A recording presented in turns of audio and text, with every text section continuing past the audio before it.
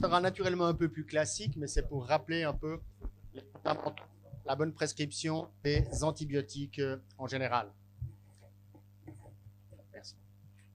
Comme vous le savez, il y a un peu plus de 80 ans, et c'était principalement pendant la Deuxième Guerre mondiale, la pénicilline a été développée, utilisée de plus en plus, et nous pouvions lire dans les journaux à cette époque que merci, grâce à la pénicilline, les soldats blessés qui mouraient d'infection pouvaient rentrer sains chez eux. Et 80 ans plus tard, Newsweek publiait les antibiotiques, la fin du remède miracle. Et pourquoi? Eh bien, parce que actuellement, la résistance aux antibiotiques est vraiment un problème de santé générale. Et l'OMS, l'Organisation mondiale de la santé, dit même que la résistance aux antibiotiques est une des plus grandes menaces pour la santé dans le monde dans ces prochaines années. Et même chaque année, comme vous le voyez, il y a environ 700 000 personnes qui meurent dues à des infections pour lesquelles on ne trouve pas d'antibiotiques pour les traiter à cause de la résistance. Alors, la sélection des souches résistantes de bactéries, il faut savoir qu'elle est directement proportionnelle à la consommation d'antibiotiques. Et sur la gauche du schéma, et c'est dans des pays où il y a un rapport assez précis de l'utilisation des antibiotiques et de la résistance, on voit une association directe entre les pays qui consomment le plus d'antibiotiques et les pays où il y a la plus haute résistance aux antibiotiques. Et il y a vraiment une corrélation entre les deux. Alors, comment se fait en fait cette résistance? Eh bien, il faut savoir que dans notre microbiome, chacun d'entre nous a déjà des bactéries qui sont résistantes. Et quand on va prendre un antibiotique, eh bien, on va tuer toutes celles qui sont sensibles et celles qui sont résistantes vont avoir une sorte de facilitation, un pouvoir de prospérer que n'ont pas les autres. Et c'est comme ça que notre microbiote va devenir contaminé et colonisé de plus en plus avec des souches résistantes. Ceci n'est pas le fait que de l'Europe. J'ai essayé de retrouver quelques données au Maroc.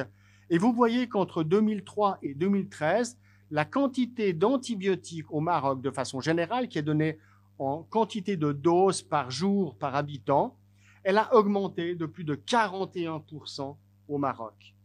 Et puis également, lorsqu'on regarde la pénicilline à large spectre, c'est-à-dire l'amoxiclave, ça a augmenté de plus de 60% même sur cette même période. Donc également chez vous, la consommation en antibiotiques augmente chaque année de façon considérable. Et lorsqu'on regarde le taux de résistance des Escherichia coli à l'amoxicilline acide clavulanique, elle est de plus de 50% à l'hôpital militaire de Rabat, et c'était en 2015, donc j'imagine qu'elle est encore plus élevée maintenant. Plus de 60% également dans un autre hôpital de Rabat, 55% à l'hôpital militaire de Marrakech et 67% au CHU de Fès. Donc vous voyez déjà que des bactéries qui autrefois étaient sensibles, maintenant en grande majorité, sont devenues résistantes. Alors, la situation peut-elle changer? La réponse est clairement oui. Vous voyez de nouveau ici, en Europe, entre des pays où il y avait plus de 32% de résistance, c'était le plus haut, et 8,9% pour les moins bas, après avoir eu des campagnes, vous vous souvenez peut-être, les antibiotiques, c'est pas automatique, ou d'autres slogans, et même chez vous au Maroc, en bas à droite, IM Alliance actuellement va commencer toute une campagne sur la résistance aux antibiotiques et comment combattre cette résistance. Eh bien, vous voyez qu'on peut changer. Il y a eu en Europe, après ces campagnes, moins 25% de résistance ou de consommation d'antibiotiques en 3 ans. Donc, la réponse est oui, c'est possible d'inverser cette tendance. Mais il faut faire attention parce que, ici, ce sont des données suisses. Vous voyez que près de 40% de la consommation d'antibiotiques générale se fait en médecine vétérinaire et pas en médecine humaine. Et il est clair que les bactéries de l'animal peuvent se transmettre également à l'humain et être une source également de résistance. Donc, quand on dit diminuer la consommation des antibiotiques, c'est certes en médecine humaine, mais nous devons insister aussi auprès de nos autorités de santé d'agir auprès de l'élevage. Donc, si on veut retourner à des fondamentaux, je crois qu'il faut se rappeler que l'antibiotique doit nuire aux micro-organismes sans affecter l'autre. Et les principes généraux sont les suivants. Les antibiotiques, je le répète, sont efficaces contre les bactéries et pas contre les virus. Il faut faire comprendre ça aussi aux parents. Les antibiotiques ne sont pas des antipyrétiques. On ne traite pas de la fièvre par des antibiotiques. Et ne sont pas des calmants pour des docteurs. Parce que vous le savez tous, si on a prescrit un antibiotique et que l'enfant continue à être fébrile, les parents perdent confiance et souvent on ne sait plus quoi répondre. Et finalement, l'utilisation des antimicrobiens doit être basée sur des faits et pas sur le hasard, ou sur des préjugés, ou sur la pression parentale. Nous devons être capables de résister à la pression des parents qui vont demander ces médicaments. Deuxième principe général, le mauvais emploi des antibiotiques amène invariablement au développement de microbes résistants, ça vous le savez. Et de façon générale, si vous devez quand même prescrire des antibiotiques, il est préférable d'utiliser des hautes doses pendant une courte période plutôt que de petites concentrations sur une longue période. Lorsqu'on fait de la prophylaxie, il n'y a rien de tel pour sélectionner les bactéries résistantes. Donc, l'approche rationnelle veut que la majorité des infections des voies respiratoires sont d'origine virale. De nouveau, c'est important de le rappeler également auprès des parents, qu'il faut appliquer des critères stricts pour donner des antibiotiques et vraiment toujours peser le bénéfice d'une prescription et systématiquement en parler avec le patient et sa famille. Alors, lorsqu'on regarde quelle est la consommation principale des antibiotiques chez l'adulte ou chez les enfants, vous voyez que chez les adultes, eh bien, ils sont utilisés beaucoup pour des infections digestives, des infections urinaires, des infections respiratoires, alors que chez l'enfant, la colonne qui domine vraiment largement, ce sont pour les infections respiratoires hautes. Donc, si on veut déjà agir rapidement, il faut qu'on se concentre sur les infections respiratoires hautes qui sont la première cause de consommation d'antibiotiques chez les enfants. Quand on parle d'infection respiratoire haute, vient tout de suite naturellement en tête l'otite moyenne aiguë, qui est une cause très fréquente donc de prescription d'antibiotiques. De nouveau là, il faut se rappeler quels sont les signes cliniques. C'est vraiment le bombement de la membrane tympanique et puis une otorée en l'absence d'otite externe. Et là, je vais vous montrer, est-ce que vraiment l'antibiotique est utile dans l'otite moyenne? Et pour cela, je vais reprendre une méta-analyse qui avait été publiée dans la revue Cochrane, qui reprend 13 études randomisées contrôlées, plus de 3400 enfants. Certains utilisaient des antibiotiques en première intention et d'autres utilisaient un placebo en première intention. Et là, ils ont regardé, est-ce que l'antibiotique va diminuer la douleur de l'enfant dans les premiers jours? Eh bien, vous voyez, alors c'est peut-être un tout petit peu chargé, mais ça nous montre que la douleur à 24 heures n'est pas du tout modifiée qu'on prenne un placebo ou un antibiotique. La douleur à 3 jours également est effectivement peut-être un peu plus soulagée lorsqu'on prend des antibiotiques, mais il faut traiter 20 enfants avec un antibiotique pour qu'un dise « j'ai un peu moins mal à l'oreille ». Est-ce qu'à 5 à 7 jours, la douleur est plus faible si on est traité par antibiotique? Effectivement, elle est un peu plus faible, mais là, de nouveau, 16 enfants doivent être traités par antibiotique pour qu'un dise « j'ai un peu moins mal » que si on compare avec le placebo. Et puis, dans l'autre colonne, est-ce qu'on a des tympanostomies tympanométrie qui serait améliorée si on prend un antibiotique? Eh bien, effectivement, c'est un tout petit peu le cas à 2 à 4 semaines, donc 1 mois après la prise, mais de nouveau, de façon relativement faible. Et puis, si on prend à 3 mois, la tympanométrie est absolument identique chez ceux qui avaient pris un placebo de ceux qui avaient pris un antibiotique. En revanche, les effets secondaires que sont les vomissements et les diarrhées étaient significativement plus élevés chez les enfants qui avaient reçu un antibiotique. Est-ce que les antibiotiques vont diminuer la perforation tympanique? Eh bien, vous voyez que effectivement, ça peut diminuer un tout petit peu le risque de perforation, mais de nouveau, il faut traiter 33 enfants par antibiotique pour qu'un évite une perforation. Et puis, la récidive, en revanche, la récidive d'otite moyenne n'est pas du tout prévenue par le traitement antibiotique. Également, cette étude a montré que les complications sévères étaient rares et qu'il n'y avait pas de différence entre traitement antibiotique et placebo. Donc, l'étude concluait que les effets les plus évidents des antibiotiques étaient chez les enfants âgés de moins de 2 ans, avec une otite moyenne bilatérale, et ceux avec une otite moyenne et une otorée, c'est-à-dire déjà une perforation tympanique. Et c'est donc Je vais avancer, mais c'est un peu ce que j'ai dit, c'est que les antibiotiques donc, ont peu d'impact sur les douleurs, un effet très modeste sur les risques de perforation et sur une tympanométrie anormale à moyen terme ou sur la prévention des complications. Donc les conseils sont plutôt sur une bonne ontalgie qu'il faut donner et une approche observationnelle semble justifiée chez la plupart des enfants. Et donc dans de nombreux pays, et là je vais vous montrer quelles sont les recommandations en Suisse, mais c'est les mêmes qu'on trouve en France ou aux États-Unis, si l'enfant a plus de 2 ans, eh bien on fait vraiment une analgésie pendant les premières 48 heures.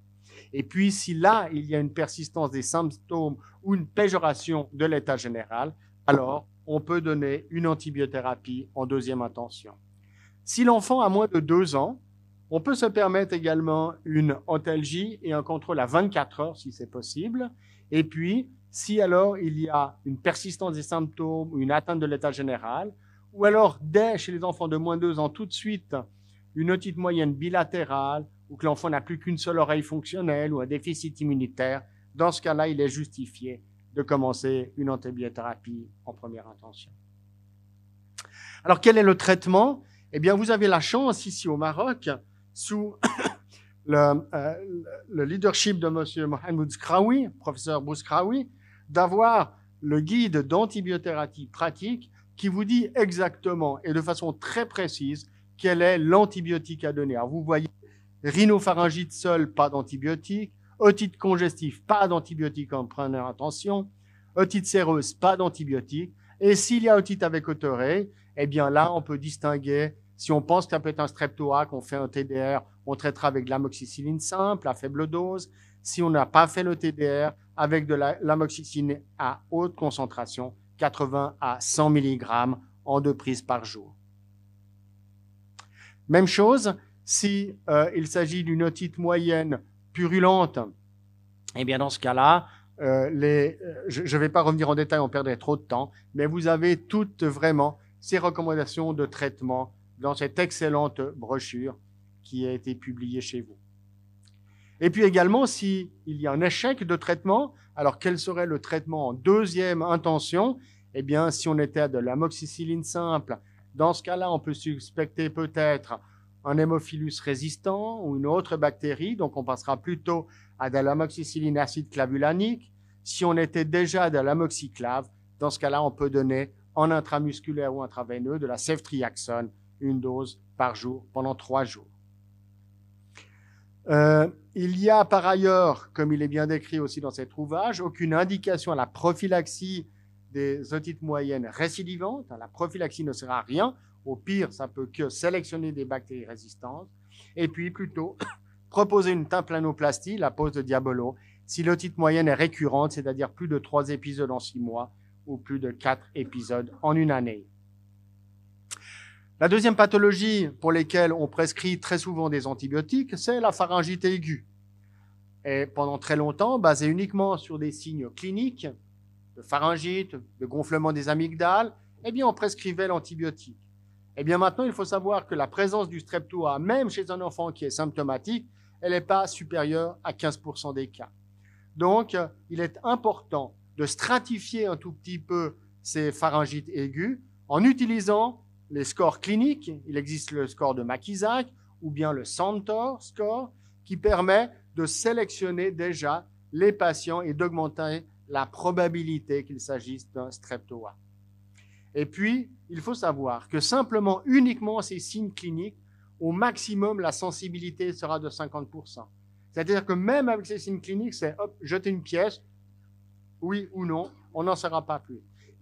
C'est pour ça qu'il est absolument indispensable que si les signes cliniques sont présents, à savoir qu'il existe un exsudat ou un œdème tonsillaire, de la fièvre, une adénopathie cervicale antérieure, un âge également entre 5 et 15 ans et une absence de toux, ce sont ces signes qui sont en faveur d'un strepto du groupe A. Et dans ces situations-là, il faut faire un TDR, un test de diagnostic rapide, et uniquement s'il est positif, on donnera de la pénicilline.